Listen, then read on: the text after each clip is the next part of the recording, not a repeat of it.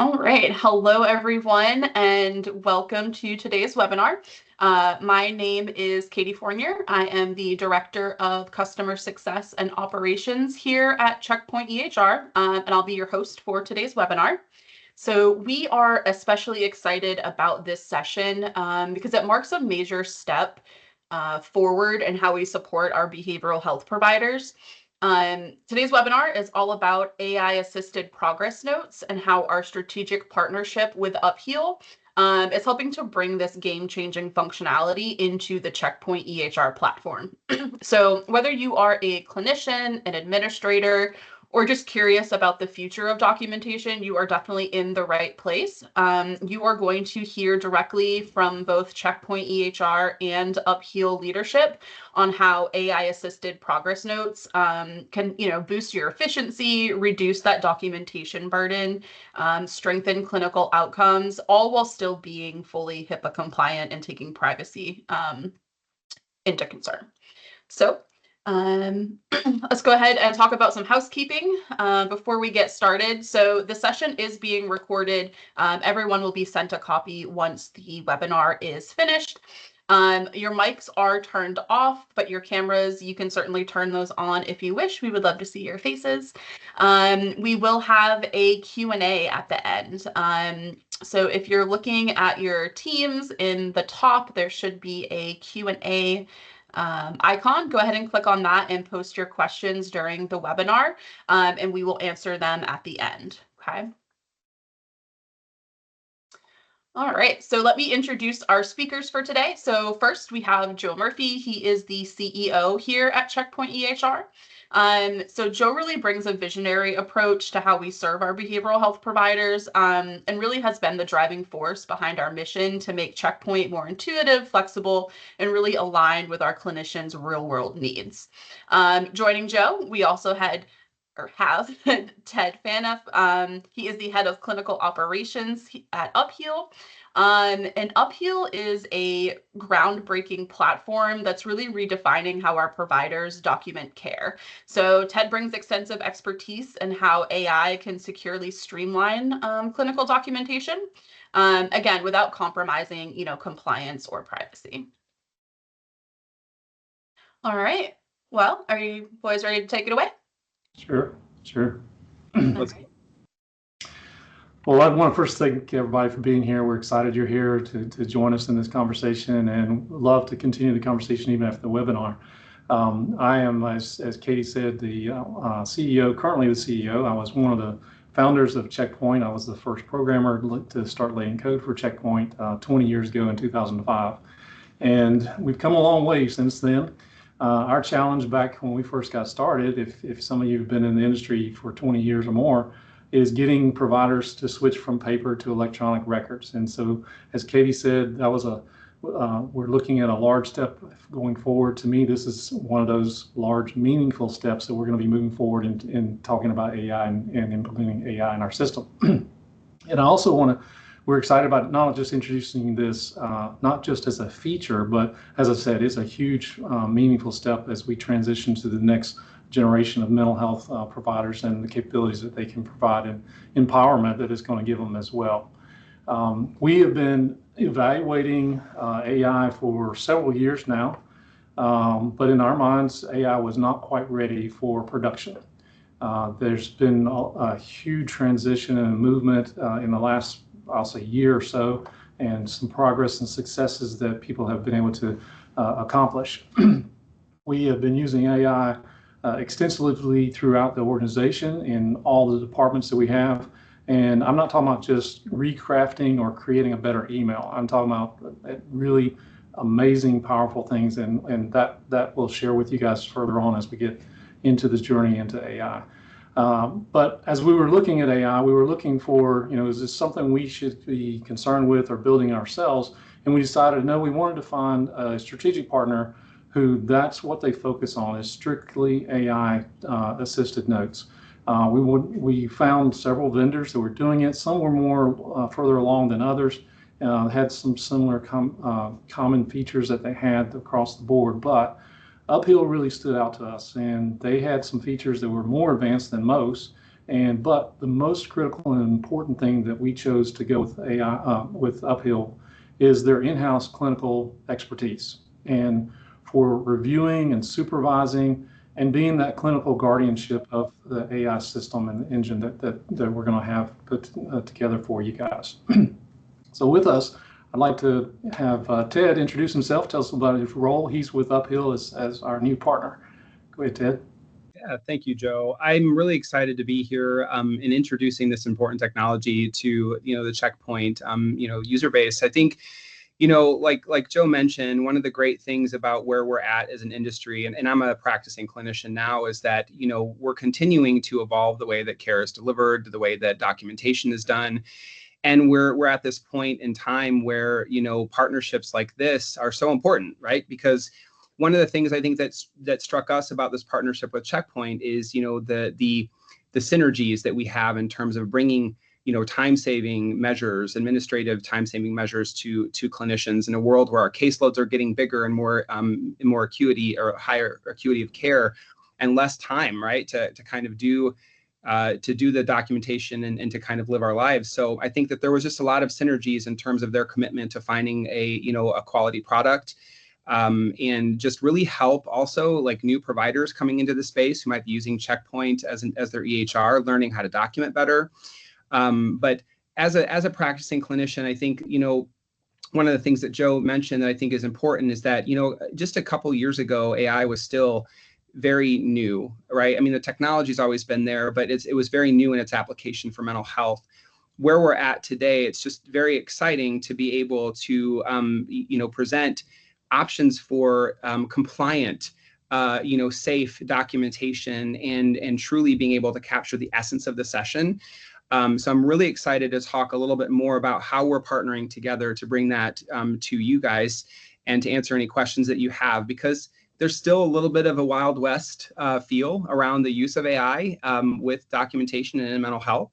And just these webinars are such a great thing to do to kind of ease your fears and help you see if this is the next step for you. Yeah, you touched on time saving. I was talking to a physical therapist and seeing how their system was using AI, and she was telling me probably the biggest benefit was the time saving you're talking about. She said that she would spend nights and weekends, completing notes, trying to stay on top of her caseload and stuff like that. And she said now with AI involved, she's able to almost complete the note very, very quickly and very shortly thereafter the session is ended. And so it gives her family time back, gives her freedom back after hours, and to do that.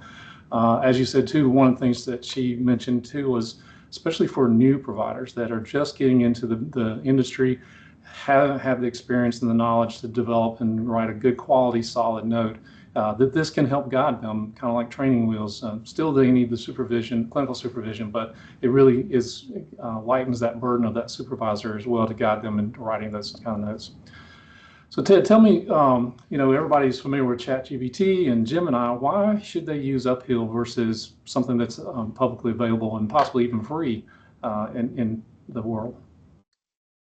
A lot of ChatGPT, Gemini, they're all great resources for if you want assistance to try to get some good ideas for some interventions, or how to do interventions in therapy, how to work with a specific presentation.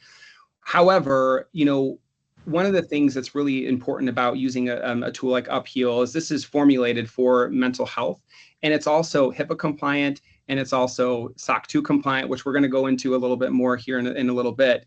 But when you're putting information into a ChatGPT or a Gemini, you're putting it into basically a model that is not cultivated for the delivery of mental health care, and it's not private, right? Anything you put into that, those tools is training, the continuous understanding of the model's ability to provide the next person, with that information. Upheal is different, right? We, again, we're probably skipping a little bit ahead, but our particular platform is an opt-in versus opt-out for data sharing, right? We fundamentally, our data is not shared collectively to train the model. A lot of that is done, a lot of the model training and enhancements that happens is done by our in-house clinical team versus using the data set that people provide. Some people opt in to provide data, but majority don't. And so you have more control over your data with a tool like Upheal versus putting information about your client in ChatGPT or Gemini. So you mentioned training, and there's all kinds of ways you might view training. Tell me just a small peek into what training looks like on the Upheal side, the model you're talking about. Yeah, so our model, when we are actually developing progress notes, right, as an example, we are looking at ways to enhance each section of the progress note specifically from the clinical lens. And what that looks like on our team side is, there's sort of a human in the loop. It's not a sort of, there's a human in the loop system where we get direct feedback from our clinicians about what works in a note, what doesn't work in a note. If the note is sort of acting up, so to speak, we actually get that feedback directly, and our team of in-house clinicians manually takes that information and enhances our model's understanding of it, so that it's not necessarily relying on big data sets of all of the information that some of these the other products that are out there. They strictly use an opt-out model, which means all of the data is generally going to be used to train their model. We don't actually have that. We actually employ a team of in-house clinicians who do that, on a manual basis. So, that's an important distinction, right? Is that we're training it to be more in tune with the needs of the actual providers on the platform, and it's also in a compliant way where we're not using the large data sets. We're actually, using very specific and structured enhancements in our model. Mm-hmm. Yeah, and I think that's really key. It's not just data analysts that are looking at this and data modelists. It's more clinical model analysts that are involved, and having that clinical knowledge and experience is huge. And there were many vendors that we looked at that didn't have that, and that's what we're saying was one of the main key features or reasons we chose to go with Upheal. So let's look at how we look and how we're going to make this work into Checkpoint. First of all, I want to tell you that we're not going to be replacing humans. I know there's a lot of theories and thoughts, and maybe in some cases that may be true in the world, but not in this situation here. The goal is with AI is to empower and to assist, but not take over at all. And so we're looking at a phased type of approach, and we're looking at putting in, and you're going to see a very simple implementation. This is going to help you guys get started, especially those that have had no experience and knowledge of AI and how it's used. It's going to be simple, it's going to be basic, and you're going to be able to use it pretty easily. And then later on, we're going to get into, in the later phases, where we're going to be able to take transcripts and take those recorded transcripts and ingest that into the AI and help you to create your note or add more content to it and things like that. And then there's more features that Upheal has to offer. We're going to leverage those, and we're going to enhance those. So AI is going to be threaded throughout, not just in progress notes, but throughout Checkpoint in many ways in the future. But in general, in talking about AI, I just wanted to mention this too, especially those that don't have much experience with AI. AI, I'm not talking about just progress notes, across the board of all AI models and stuff like that, is designed to always give an answer. And it doesn't matter where the answer comes from. The problem is that especially if you don't know the content or the topic that you're involved with AI, it can be very, very convincing. And it'll make it up. It'll create a false answer because it's always going to give an answer. And you have to verify and make sure that it's accurate or it's what you intended it to be or whatever. And so you always have to stay in the driver's seat. You have to know that you should be the thought leader, and AI is your thought partner. And it can help you and assist you, but it's not going to take control and completely replace and do that. Now, as we mentioned earlier, AI is getting hugely and faster, better, but still not perfect. And so it's still going to be in that kind of way. So let's take a look at the Checkpoint and show you some screens of how this is going to work. So what you're seeing here right now, especially those of using Checkpoint to this point, this is a portion of our progress screen, the progress note screen, and we're just the progress text box, for example. And so the provider will come in here and put in some basic, some simple statements or phrases or bullet points or however, it could be a paragraph or multiple paragraphs, whatever you might want to put. And if you've turned the option on to have AI assist you, then you can then press the button you see in red over on the right to enhance that content that you've put in on the progress. And what you'll see is another screen that'll come up. And on the left side, the left panel there is what you typed in originally. And on the right side is what Upheal's AI engine then returned back in response to what you put in. It took the points or the content that you had put in place, expanded those, and put additional content related to the topics or the items that you put in there. Now you have total control over this. You can choose to use all or none or parts of the content that's generated in AI. So if you decided, like if you're reviewing the right side panel with the AI generated content, and you just want pieces or some selected text, you highlight it, copy it, and paste it in on the left. If you like all of it, then you can hit the copy to progress note, and it'll copy from the right side to the left side. And then if you want to edit some of that, you can just make whatever changes you might need to do, whether striking some things out, removing some things that you might not agree with or is not appropriate for the session that you conducted. Or if you decide that even on the original screen, if you said, oh, I forgot to put this in here, and you add additional information on this left panel, even after you've already copied it over, you can then hit the regenerate button in the bottom right that you see there. And the AI engine will then take the updated or altered content and regenerate the results again. So you can do that over and over again until you're satisfied with the results of the AI or whatever you have on the left. If you said, nope, forget it, I don't want to do AI, you hit the button in the top right and cancel everything, you're out. Nothing's changed, you're back to your original note. If you hit the save and exit on the bottom left, then it's going to take that left side panel and overlay it into the progress section that you had originally in there. And again, you can still continue to edit it, change it as you want. And if you do change it and say, hey, let's see what AI does with this again, or expand on it or whatever, you can hit the enhance AI and it'll go through that whole process all over again until you're satisfied with the results of that. So that's a real simple interface, a real simpler way. And again, you don't have to use the enhance button. You can do it strictly on your own and do whatever you want, or you can choose to use that as needed when you want to do that. So if I may, can I just add a point? I think that one of the things you had mentioned earlier, and it kind of comes up here in this conversation, is, what you had asked about what's different between ChatGPT, Gemini, and Upheal.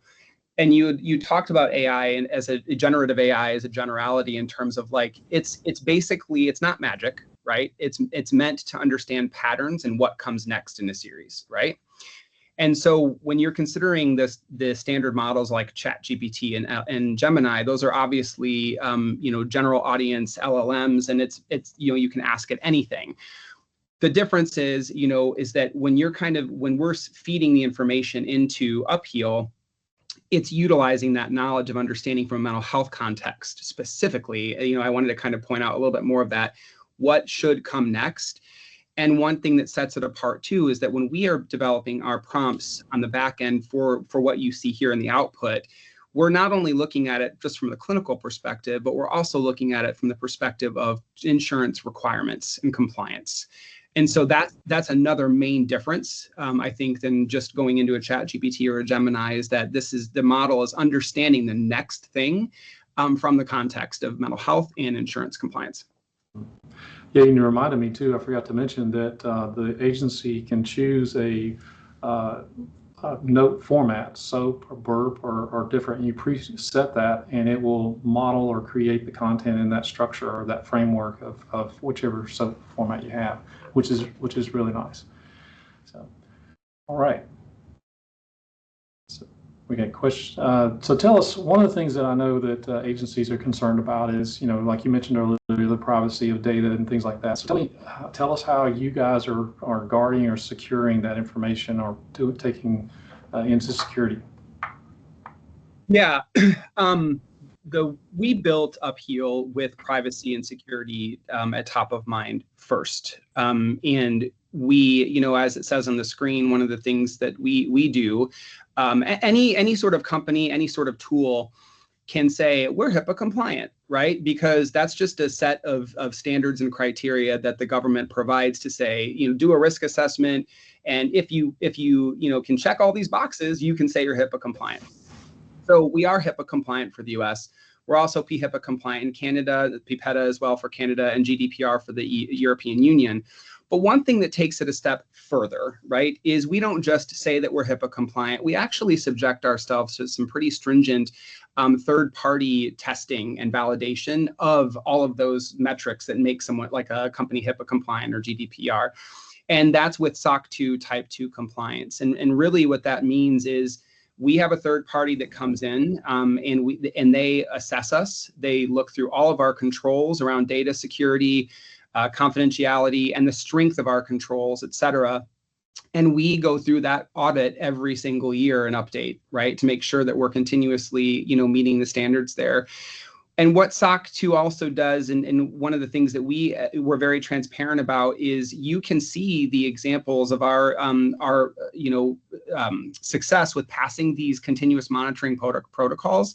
If you go to a website called trust.upheal.io, you can see in real time how we're monitoring our systems for the access, the data security, the privacy, the storage, containment and security. So what sets it apart, I guess, from any sort of company saying we're HIPAA compliant is that we don't just say it, we show it. And often, right? We have to actually go in and do this quite often. So I would say that that's one of the things to think about when you're considering to use a tool like this. It can be scary where your data is going, but you can be assured that Upheal as a tool itself meets the NIST requirements. It meets all of the technical safety requirements. That's something even like Checkpoint obviously has to go through, to validate their security and privacy. So it's self-contained. It's in a system that is completely secure and safe. And basically, the one thing that all of this means is that these safeguards mean that your information, whatever is being sent into Upheal, coming out of Upheal, it's protected in transit and at rest, right? So all that information is protected throughout the life cycle of the data. But the main thing that sets it apart, again, is the SOC 2 compliance and our continued commitment to undergoing the appropriate scrutiny to make sure that we're doing the right things with the data. Yeah, and we've talked about the privacy and security and amazing things that you guys are doing. What other things do you might see providers being hesitant or resistant to adopting AI? Be it audit risk or other things that you might have. One of the main things that we often hear around the ethical nature of the use of AI in sessions is that informed consent is a big topic. How to talk to your clients about the use of AI in sessions. And what I typically tell people is, right now, well, before I go there, what I usually tell people is there's not a lot of defined guidance in any of the ethical codes right now for our professions. There are guidelines, but there's not mandates, right? And so a lot of it is nebulous and gray. So trying to figure out how you're doing this in an ethical and compliant way is still sort of being determined in the boards. But one of the things that I would say that is continuously coming up with respect to ethics is how do you talk to people about AI? How do you ensure that you are presenting it in a way that is understandable to your clients, that doesn't worry them? And so we often hear, how do you talk about it? And one of the things I usually tell people is, your client's comfort level is going to be the same as your comfort level with talking about the use of it. And one of the things that we're going to be providing to you, after the webinar, I'm sure Katie will get it out to you all, is, some guidelines around how to talk about this, with your clients and doing really good informed consent. How do you put this into your paperwork, right? When you're sort of using AI in your practice, there's some fundamental aspects of, that as well to make sure that you're covered from an informed consent in your paperwork. So I think, again, one of the things you have to do throughout in considering ethics about this is because this is such new and emerging technologies, things are going to change all the time. Continue to, research, all the updates that are coming out, the sort of rules that are coming out from the boards as they continue to evolve. But right now, I would say that, with the tool like Upheal, one of the things that we really have focused on from the very beginning is making sure that we are up to date with the highest level of ethics and securities, as we talked about, but also knowledge sharing with the provider bases that are using this technology to make sure that you know how to talk about it in a way that's comfortable, and how to document it if you choose to. If you choose to document the use of AI in your progress notes. So, is there anything you would give warning? Don't do this. Whatever you do, don't do this. Don't just use it and not tell your clients. I think that's one of the first things. I think that obviously you always want to give your clients choice, right? And whether or not they're going to be comfortable with the use of AI in their care. And typically, one of the things that I always bring up, because there is such a power differential at play when it comes to therapist and client, and some people have raised the question of well, maybe your clients are just telling you, yeah, go ahead and use it because they don't want to upset you because of the way you present it. Sometimes people will say, well, this helps me with my documentation, and this helps me, right? One of the things that I would encourage people when you're talking about AI with your clients is to not only focus on what helps you, but also how it helps enhance the therapeutic relationship that you have. And you can do that by talking about, taking notes takes away from presence. It really does. Aside from the fact that notes are a pain in the butt and we have to do them from a, compliance and legal perspective, concurrent documentation really takes away from our ability to connect. And so that's one of the things I would say is, don't just do it. Ask your clients, but do it in a way that is really emphasizing the value in the therapeutic relationship. And outside of just, it helps me write my notes. Great. And don't use ChatGPT. That's my other don't. At least not for your notes, that's for sure. Yes, exactly. Yeah. All right. Well, thank you, Ted. Thank you for sharing that with us. I guess we're opening up now for Q&A. Yeah. All right. So if you guys have any questions, definitely post them in the Q&A section. You should see like a little Q&A icon at the top of your screen. If you don't see it for whatever reason, definitely feel free to use the chat. I think people kind of see the chat icon a little more. So definitely feel free to post it in there as well. And we'll try to get to as many questions as we can. All right. Let's see. So we did have a question come in. All right. So this one's probably for Joe. Will this function be available for assessment and treatment plans as well? Not initially, but they are definitely something we're looking at in later phases down the road. AI is going to assist in many, many ways, and not just on the treatment plan stuff or clinical side, but on the administration side. There's going to be other things that we're going to be able to look at doing in the revenue cycle management, practice management, so many different ways that we can use it. And this is the first step of many to come. Awesome. Okay. Another question for you. I'm going to combine these kind of two into one. So provider asked, what will the beta phase testing and go live phase look like, and what's the timeline? Yeah, so we're taking, you'll see at the end here, people to sign up for our beta and get on the wait list. We've got quite a few people lined up already, and we love to have you, even if we have to put you on hold for a minute. So next month we're starting the beta process. My goal is to have that completed by the end of next month, but depends on what we run into. If we discover something we didn't think about, or we encounter something, I'm sure we'll be able to jump on that as quickly as possible, and the resources we need both from Upheal and internally. But our goal is to start rolling out at the beginning of August if we can. Mm-hmm. And I put the link to the sign up is up here on the screen. There's also a QR code for that. So we did post some stuff asking for a beta tester. So we do have a list of those folks. This here is for the wait list. But as we're getting closer and closer to releasing that beta, we will be reaching out to everyone with like specific instructions and things like that. So And it's important if we want you to come and be a part of the beta, but if you do, it's a commitment that you need to participate. Just don't sign up and then you're too busy, which we understand and get that, but we really need your involvement and feedback.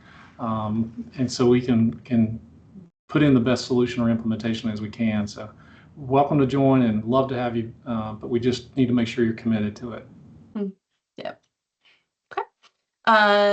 We have 2 questions here from one person.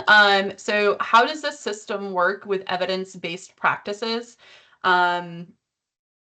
Prescribed, scheduled interventions, and would the planned interventions need to be uploaded in the system? I can probably talk about the modalities information, but our system is designed to. I mean, there's 50 plus modalities that are kind of imbued in our progress notes. So it will. When Joe was showing you earlier about what to input into that particular section, if you put in a modality, the output should register that that's the modality that the progress note should be. The output should register that and kind of talk about the delivery of the care through that lens of the modality. So it is primed to understand evidence-based care and modality specifics, in the output. That was the first part of the question. What was the second part of the question, Katie? Would the planned interventions need to be uploaded into the system? That might be a Joe question. Mm-hmm.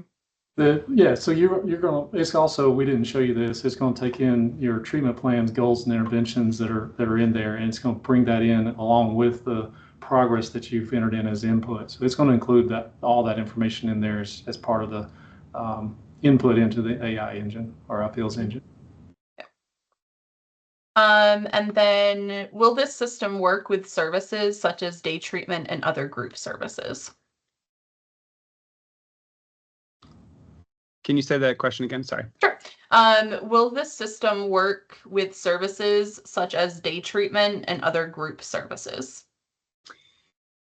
I would say not at this point. If you're talking about like PHP or different sort of groups at this point, no.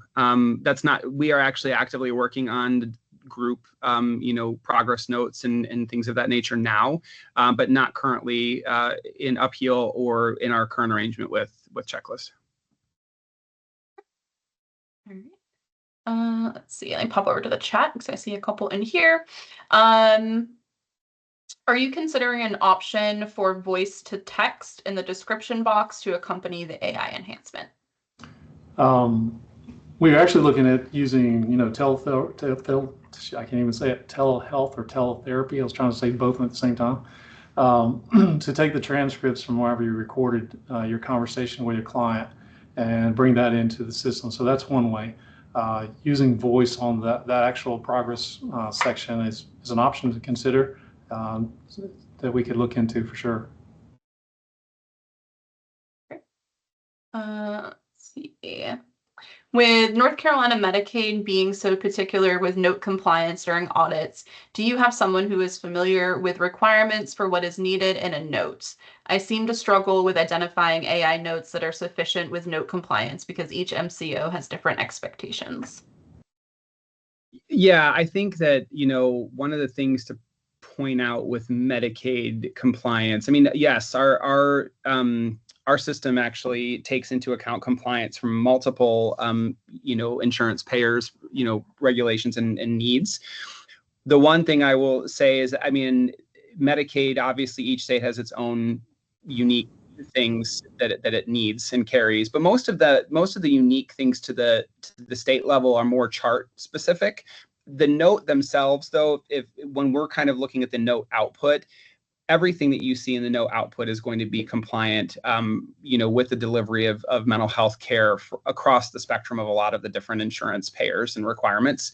If there are specifics, that you're questioning, you can relay them to the Checkpoint team. They can relay them to the Upheal team, and we can give you more, direct feedback about those specific requirements. But for the most part, our note outputs are always going to go to the stringent level of compliance needs, for the note outputs. Will trainers become available for company-wide assistance where needed? Trainers as in how to use the system or what? Using Checkpoint, I mean? Yeah, maybe. Yeah.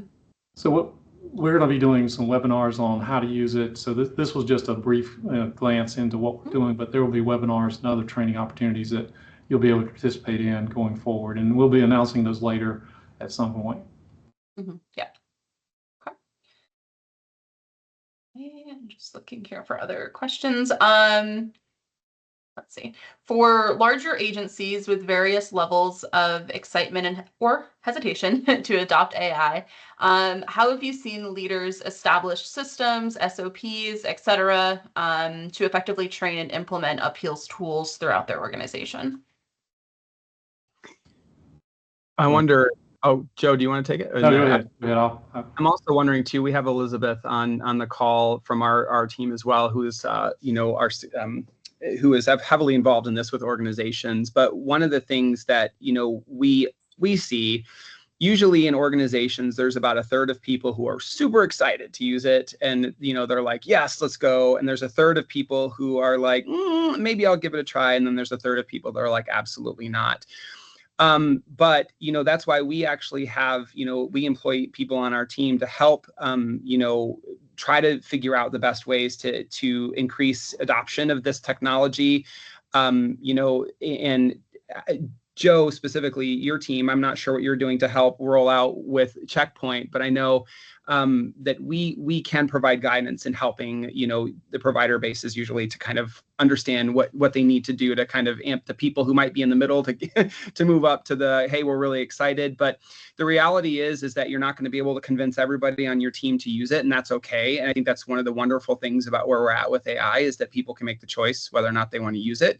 But I know we actually fully support and try to help with adoption strategies. And Joe, I'm not sure what your team is also doing to help with that. Yeah, one thing I forgot to mention was that this is not something you turn on for your agency and everybody has to use it or it's available.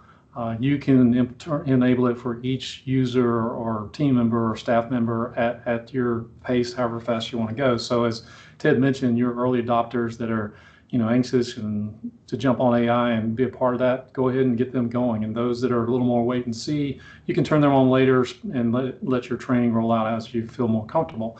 That also gives you opportunity to pilot it, to experiment, try it out and see if it's going to work for your organization or not, because it may not work for your organization. We hope it does and expect it will, but it may not. But so it allows you to turn on each user independently. Let your early adopters be your cheerleaders. That's another thing too. And the more you can give your your practitioners upfront about the hows and how to introduce it, how to include it in the paperwork, just how it all navigates, the less burden it is for them to adopt it, right? The more you can give them upfront. I think that question about SOPs is really important. Is that really try to understand all of the objection points and be ahead of them and say, well, this is how you do this. This is how you do this.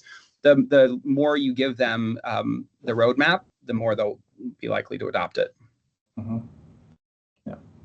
Plus the time saving, I think that's huge in that.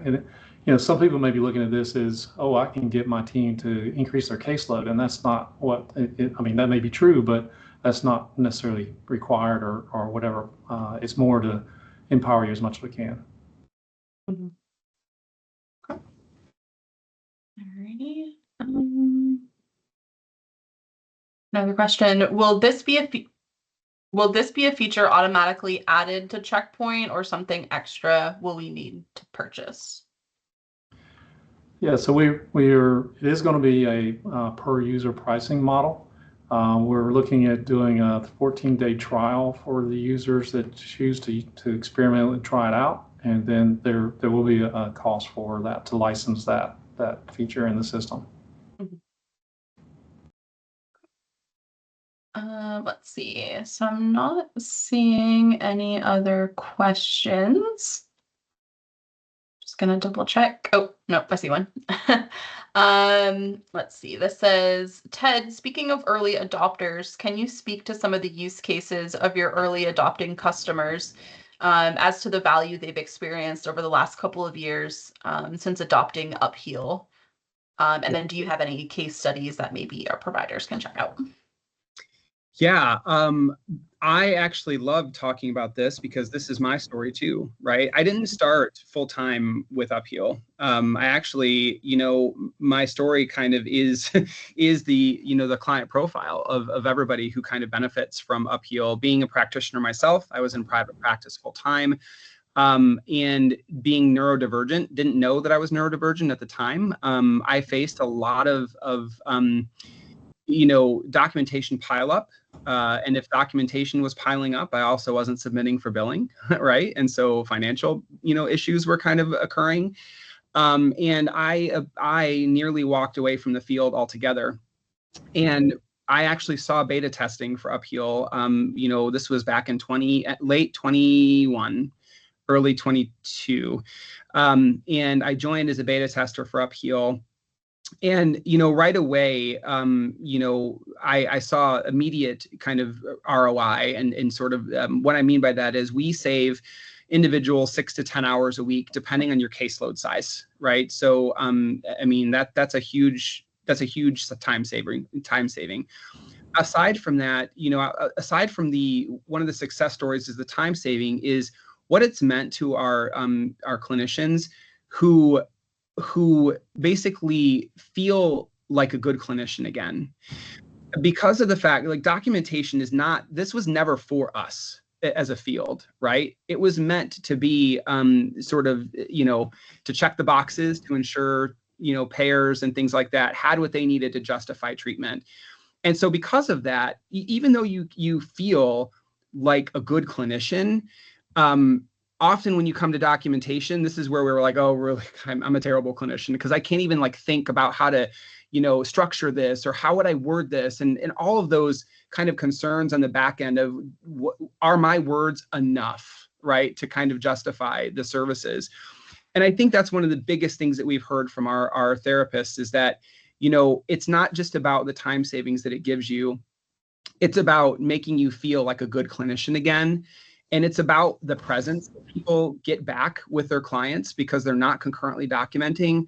It's opened up the channel, right, of therapy to be able to be delivered again in a way that's unburdened by requirements, right? So I think that's collectively the stories that we've heard, the time savings being one, the presence being another, and just really feeling like I actually do good work. And I say that because the model can only spit out, it's like garbage in, garbage out, right? It only understands what you actually do in the session. And if you're doing the work and the note comes out and it shows you, oh my gosh, it caught all that. I'm actually doing really good clinical work here. So those are the things that we've really heard, from our early adopters and from the people who stick with us. And I think also the privacy aspect and our customer service. Those are the main things that we hear from people. Awesome. Yeah, thanks for sharing that. Aaron Wilson said, thank you for telling your story with courage and sincerity.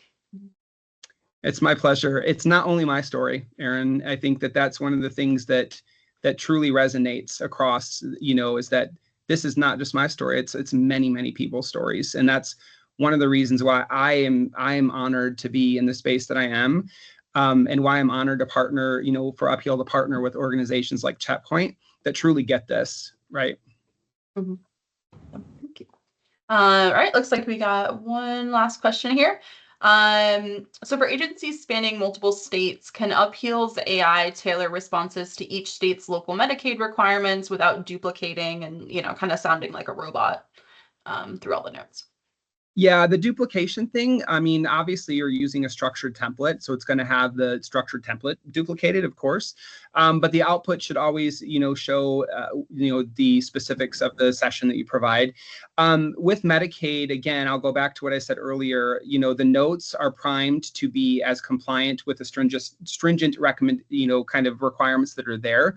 If there are any specific state requirements, I would just encourage you if you want to get them to, I don't know who on the Checkpoint side, it would be relevant, but we can actually make sure if there's anything specific. But for the most part, the compliance is in the note output itself and what it says and how it says it. So, but again, one of the things too is, as it relates to agency, like Joe had said earlier, these notes are never going to be like the solution for everything, right? I think that you still have to kind of understand the state's Medicaid requirements and still, like, if you can get 90% of the note content right from Checkpoint Upheal integration, and you have to imbue a little bit of the requirements that Medicaid specifies on their side, it's still a time-saving feature for you. But largely, I would say it's going to do the best that it can to meet the majority of the requirements. And send the information to the support team like Katie just posted in the chat, and we can figure out if there's anything that's not there. But again, don't forget of the agency and the need to. You still have to kind of say yes, like this actually meets my insurance requirement. Mm-hmm. Awesome.